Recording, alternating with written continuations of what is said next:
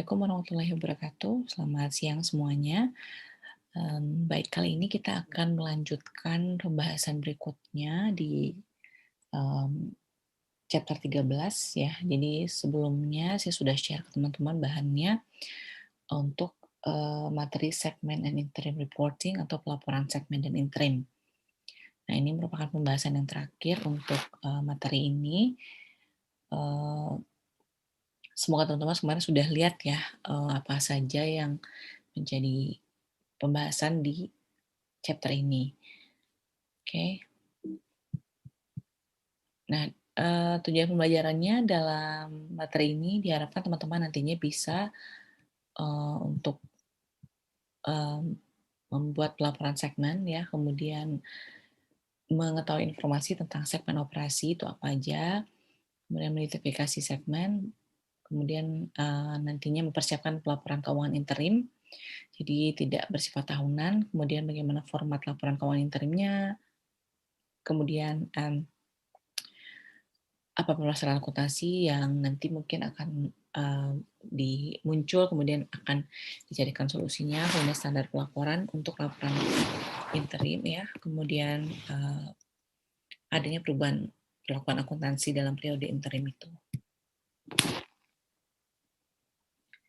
Nah, pertama kita mulai dari pelaporan segmen itu sendiri. Kenapa dibutuhkan adanya pelaporan segmen? Seperti yang teman-teman sudah ketahui dan ada di buku juga ya sebenarnya. Jadi contohnya di sini adalah Walmart.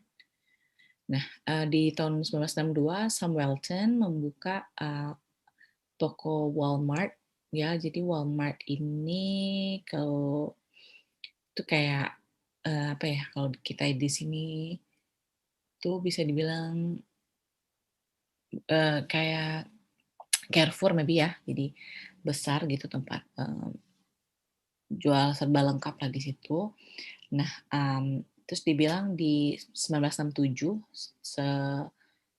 sekitar dari 62 ke 67 tuh ada berapa? 5 tahun ya. 5 tahun. Nah, perusahaan itu mengembangkan perusahaannya ke 24 cabang gitu. Sehingga tercatatlah 12 million dollar ya penjualannya pada tahun itu. Nah, kemudian setahun setelah itu Walmart ini juga membuka first store. Jadi dia tadinya kan dia berlokasi di Arkansas, kemudian sekarang dia membuka di luar Arkansas, kemudian going public setelah itu gitu ya. Kemudian pada 25 tahun anniversary-nya dia sudah mencapai 1.198 store dan lebih dan bahkan mempekerjakan lebih dari 200.000 karyawan ya, dan mencapai annual sales itu sebesar 15,9 billion dollar. Nah, kemudian Walmart ini juga memasuki pasar internasional ya di tahun 91, kemudian membuka tokonya di Mexico City. 3 tahun setelah itu, kemudian di-expand juga ke Kanada ya, dan sampai mencapai 2.000 begitu cabangnya. Dan di tahun 2012 Walmart setelah beroperasi di 10.130 store di 27 negara ya. Nah, Walmart ini dia membagi operasi segmen ya. Jadi dia membagi operasi segmen itu menjadi US Walmart Store, kemudian International Walmart Store, dan Sam's Club Store. Jadi setiap segmennya itu harus melaporkan stand-alone financial information. Jadi maksudnya memang berdasarkan masing-masing store itu gitu kan. Nah, nanti di chapter ini kita akan membahas bagaimana teman-teman bisa mengerti nantinya yang tadi sudah saya bilang bahwa adanya pelaporan segmen, dibutuhkannya pelaporan segmen.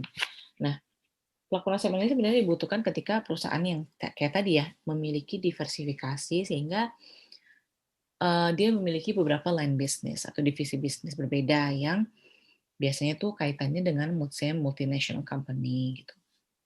Nah,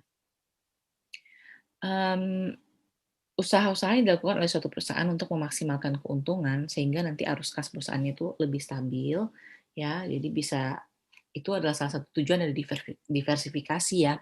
Kenapa diperlukan diversifikasi nih oleh perusahaannya? Karena itu salah satu usaha yang dilakukan agar, bisa memaksimalkan keuntungan gitu. Karena kan kalau misalnya hanya fokus eee, ke satu segmen saja bisa jadi itu tidak menghasilkan secara kontinu.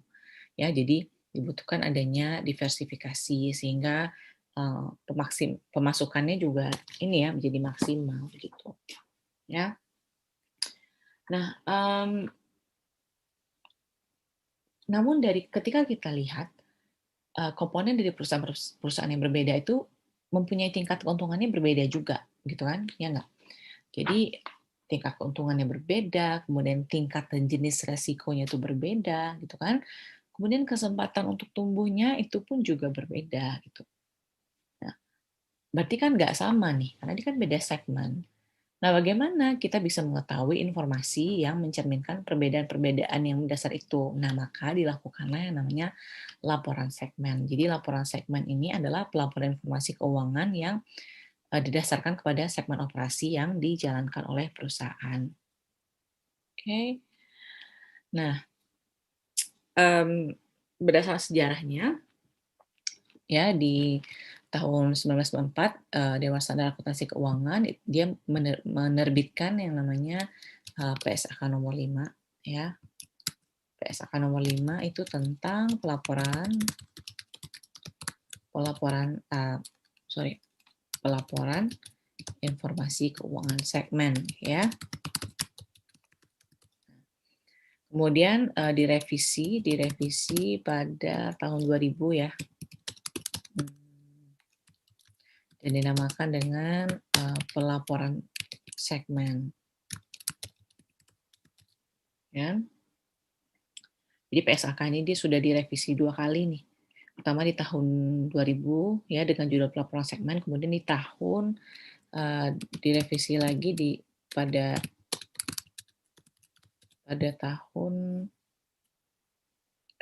2009 ya. Jadi pada tahun 2009, nah itu tentang segmen operasi dan kemudian direvisi untuk menyesuaikan dengan PSAK pada tahun 2014. Jadi tahun 2014 juga masih segmen operasi ya judulnya. Ya, kemudian tahun berapa tadi 2014 ya, 2014 juga judulnya segmen operasi. Nah, pernyataan ini tuh diaplikasikan untuk laporan keuangan entitas dan juga laporan keuangan konsolidasian kelompok usaha. Ya, jadi pertama entitas induk yang instrumen hutang dan ekuitasnya itu diperdagangkan di pasar publik.